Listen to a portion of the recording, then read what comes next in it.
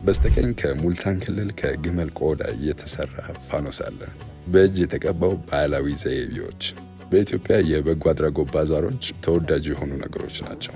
የኔ ቀን ከሌሊቱ 11 ሰዓት ተኩል በጸሎት ይጀምራል። ልጆቼ ወደ ትምህርት ቤት ከሄዱ በኋላ ለስራ አዘጋጃለሁ።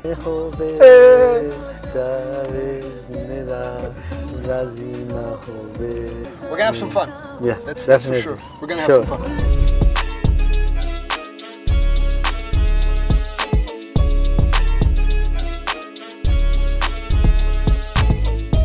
የኢትዮጵያን የሃይማኖት ስምምነት በጥልቅ አደንቃለሁ።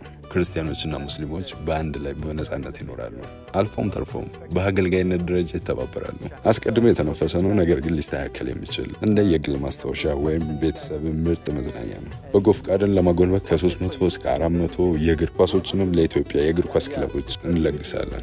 የፓኪስታን ቤተሰቦች ከሁሉም በላይ ለትምህርት ቅድሚያ ይሰጣሉ። ብዙውን ጊዜ በልጆቻቸው ትምህርት ቤት ኢንቨስት ለማድረግ የግል ምቾታቸውን ይሰዋሉ። በተለምዶ ባሎቺስታንና በሲንድ የሚለበሰውን ይህ የፓኪስታን ባህላዊ ኮፍያ ከቻደር ጋር ይጣመራል። ለሙቀት የሚለበስ የባህል ልብስ ነው። በትከሻዎች ላይ በሚያምር ሁኔታ ተንጠልጥሎ ለቀዝቃዛ የአየር ሁኔታ የሚለበስና የባህል ውበትን የሚጨምር ነው። ይህ የባህል ልብስ በተለያዩ መንገዶች ሊሰራ ይችላል።